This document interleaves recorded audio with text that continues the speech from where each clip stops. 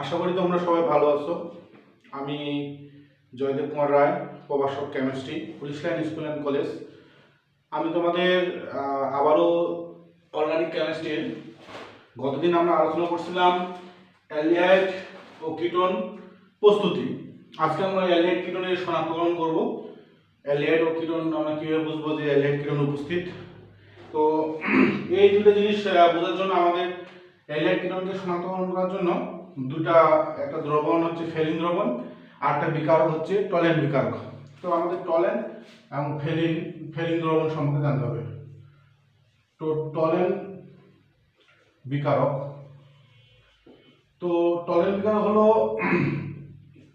10% silver nitrate এবং 10% sodium hydroxide দ্রবণ যদি আমরা এখানে মিক্সার করি তাহলে অর্ধক্ষেপ পড়বে। এই অর্ধক্ষেপের মধ্যে যদি আমরা অতিরিক্ত পরিমাণ অ্যামোনিয়াম হাইড্রোক্সাইড দ্রবণ যোগ করি তাহলে কি করবে, তাহলে এই যে অর্ধক্ষেপ পড়বে সেই অর্ধক্ষেপটা দূর হয়ে অ্যামোনিয়ার একটা যৌগ উৎপন্ন করবে, যে যৌগটার নাম হচ্ছে ডাইমিন সিলভার হাইড্রোক্সাইড।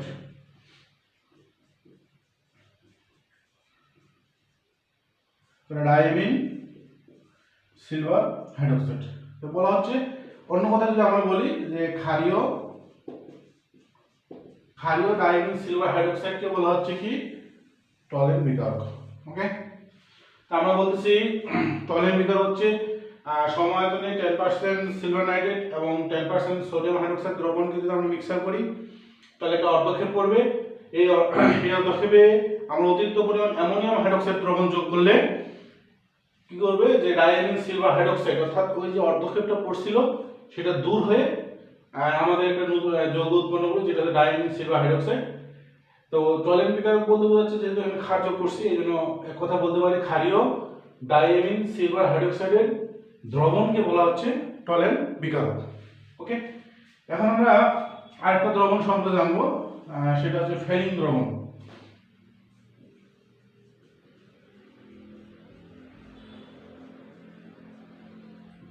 তো ফেলিন দ্রবণ বলছে সমায়তনে কপার সালফেট এবং সোডিয়াম হাইড্রোক্সাইড দ্রবণের মিশ্রণে আমরা যদি রসিলি লবণ অর্থাৎ সোডিয়াম পটাশিয়াম টার্টারেট যোগ করলে যে নীল বর্ণের যে দ্রবণটা পাওয়া যাবে সেটাকে বলা হচ্ছে ফেলিন দ্রবণ। আবার বলতেছি, কপার সালফেট এবং সোডিয়াম হাইড্রোক্সাইডের মিশ্রণে যদি আমরা রসিলি লবণ অর্থাৎ রসিলি লবণের সংকেত হচ্ছে সোডিয়াম পটাশিয়াম টার্টারেট যদি যুক্ত থাকে তাহলে যে আমরা নীল কালারের যে বর্ণটা পাবো সেই বর্ণটাকে বলা হচ্ছে ফেলিন দ্রবণ। আমরা একটা নতুন জিনিস পেলাম, যেটা বলতেছে আমরা রসিলি লবণ। তো রসিলি লবণের সংকেত হচ্ছে মানে পুরা নাম হচ্ছে সোডিয়াম পটাশিয়াম টার্টারেট।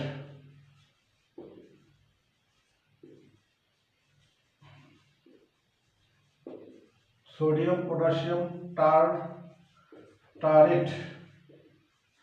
ওকে, সংকেতটা যদি দেখি আমরা এইভাবে দেখবো,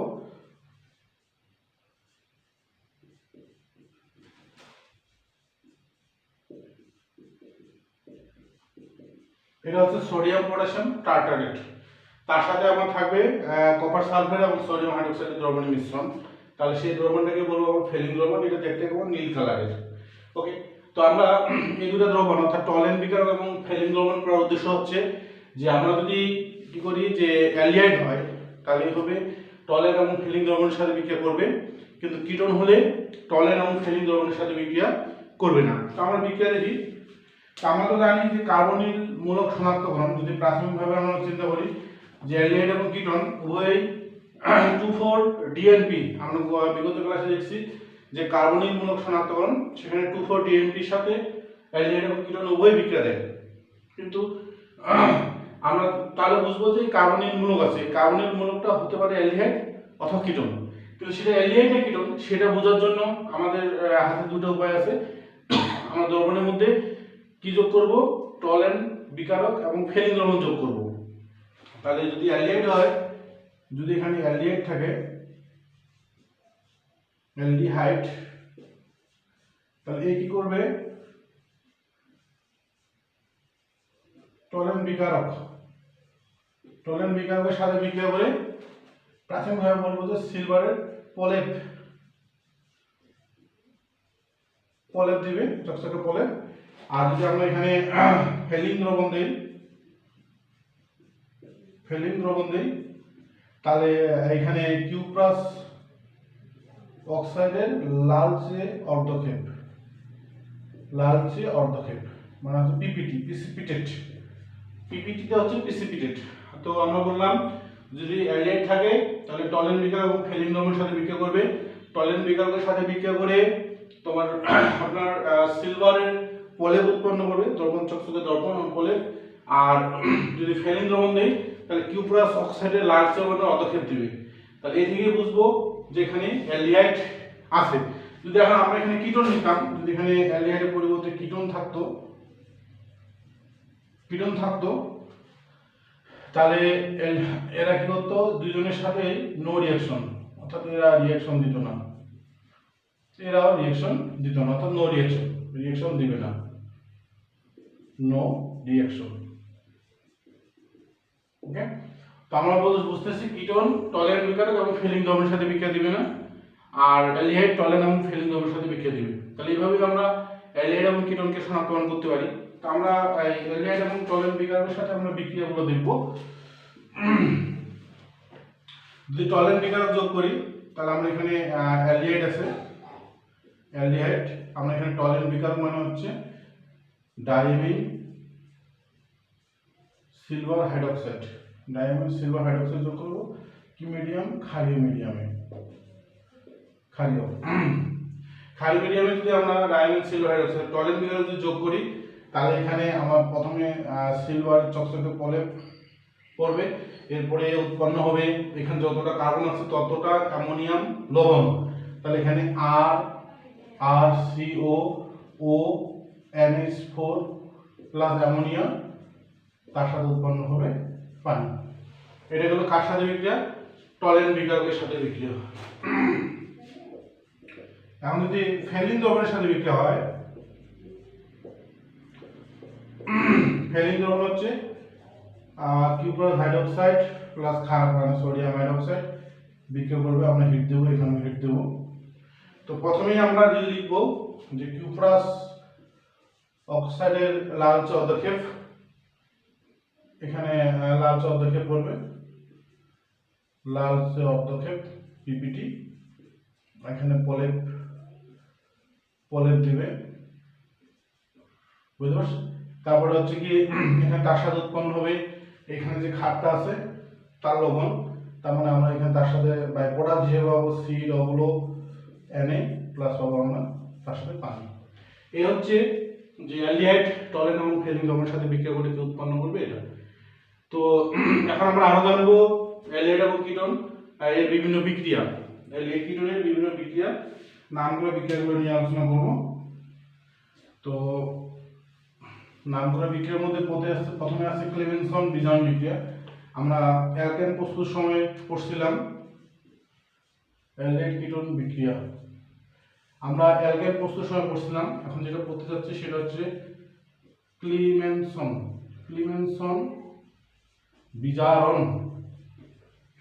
বিজার্ন বিক্রিয়া।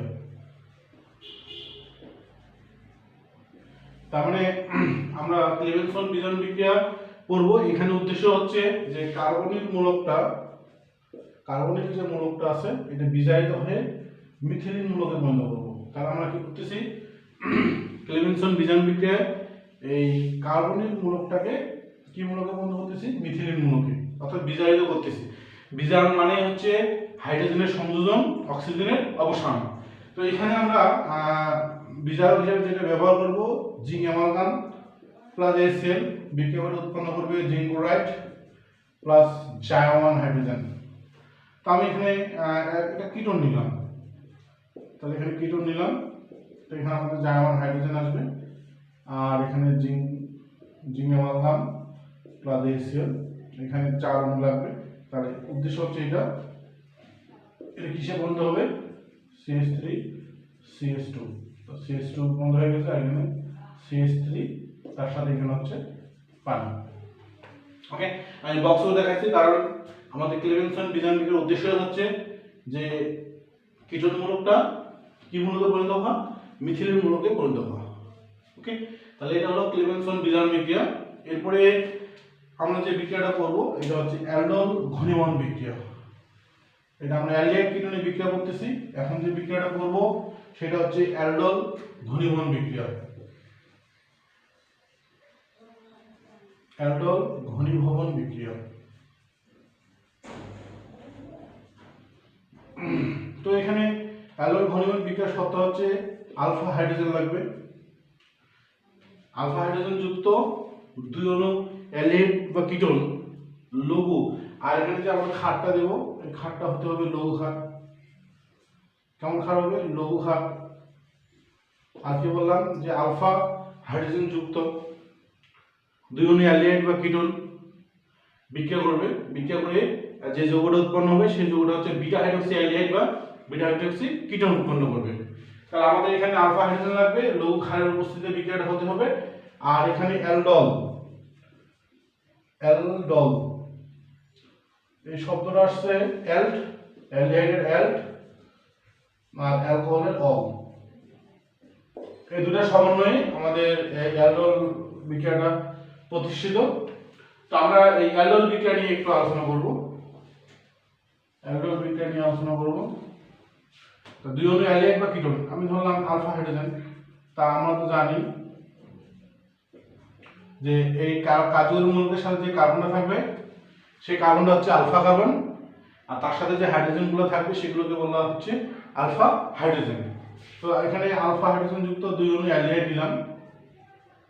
তো এটাকে সাজাই, এখানে H দিলাম আর এখানে CHO, এখানে হচ্ছে লঘু ক্ষার। ওকে, তাহলে এই হাইড্রোজেনটা যাবে, এই হাইড্রোজেনটা যাবে এখানে, আর এই কার্বনটা আসবে, মানে এই মূলকটা আসবে, এই কার্বনটা স্পেশালি আসবে এখানে। তাহলে হচ্ছে কি আমার মূল যৌগটা হচ্ছে CH3 COH, এখানে H, এখানে হচ্ছে CH2, এটা হচ্ছে CHO। তাহলে এটা আলফা, এটা হচ্ছে বিটা, এটা গামা। তাহলে বিটা হাইড্রক্সি, এটাকে বলা হচ্ছে বিটা হাইড্রক্সি অ্যালডিহাইড। অনুরূপভাবে যদি আমরা কিটোন নিতাম CH3CO CH3 প্লাস এখানে একটু সাজাই, এখানে হাইড্রোজেন নিলাম, এখানে CH2, এখানে CO, এখানে যদি আমরা CH3 নিই, এখানে লঘু ক্ষার নেব, এখানে আমরা লঘু ক্ষার নেই, যদি লঘু ক্ষার নিলে এটা যাবে এইখানে আর এই কার্বনটা আসবে এখানে, গিয়ে হচ্ছে CH3 COH, এখানে হচ্ছে CH3 CH2 CO, এখানে হচ্ছে CH3। তাহলে দেখা যাচ্ছে এটা হচ্ছে এটাও এটা যেহেতু একটা কার্যকরমূলক, এটা আলফা, এটা বিটা, এটা গামা অথবা গামা। তো এখানেও দেখা যাচ্ছে বিটা হাইড্রক্সি কিটোন উৎপন্ন করতেছে। তো আমাদের এই ছিল ঘনীভবন, অ্যালডল ঘনীভবন বিক্রিয়া, যে দুই অণু অ্যালডিহাইড বা কিটোন আলফা হাইড্রোজেন যুক্ত দুই অণু অ্যালডিহাইড বা কিটোন লঘু ক্ষারের উপস্থিতিতে কি করবে? বিক্রিয়া করে বিটা হাইড্রক্সি অ্যালডিহাইড বা বিটা হাইড্রক্সি কিটোন উৎপন্ন করবে। আমরা যদি একটু এক্সট্রা যদি আমরা এখানে HCl ব্যবহার করি তাহলে দেখা যাবে যে আলফা বিটা একটু এক্সট্রা বিক্রিয়া, যে আমরা যদি এখানে HCl বিক্রিয়া HCl দেই, HCl দিলাম লঘু HCl, তাহলে এখান থেকে H, এখান থেকে OH, এখান থেকে H, সরি এখান থেকে OH আর আলফা থেকে হাইড্রোজেন, আলফা হাইড্রোজেন থেকে হাইড্রোজেন, মানে আলফা কার্বন থেকে হাইড্রোজেন আর বিটা কার্বন থেকে OH থেকে পানি গিয়ে এই এখানে কি হবে? CH3 CH double bond CH CHO। তাহলে আমরা কি বলবো যে লঘু ক্ষারের উপস্থিতিতে যদি আমরা বিটা হাইড্রক্সি অ্যালডিহাইডকে কি করি, এই আদ্র বিশ্লেষিত করি মানে অ্যাসিড দ্বারা, তাহলে হচ্ছে আলফা বিটার মধ্যে একটা দ্বিবন্ধন হবে, আর কি হবে? বিটা থেকে OH এবং আলফা থেকে হাইড্রোজেন গিয়ে এই যৌগটা উৎপন্ন করবে। তো এই যৌগটার বাণিজ্যিক নাম হচ্ছে কোটানেলডিহাইড। কি বললাম? এই যৌগটার বাণিজ্যিক নাম হচ্ছে কোটানেলডিহাইড। ওকে, আমরা একটু ক্রিয়া কৌশল দেখতে যাচ্ছিলাম কিভাবে এই বিক্রিয়াটা হচ্ছে। তো ক্রিয়া কৌশল হচ্ছে আমরা এখানে ব্যবহার করছি লঘু ক্ষার, তার মানে হচ্ছে সোডিয়াম হাইড্রোক্সাইড, এটা পানি। তো এখানে আদ্র বিশ্লেষিত হয়ে উৎপন্ন করবে সোডিয়াম আয়ন অ্যাকুয়াস প্লাস হচ্ছে হাইড্রোক্সিল আয়ন, এখানে হচ্ছে অ্যাকুয়াস। ওকে, তো প্রথম ধাপে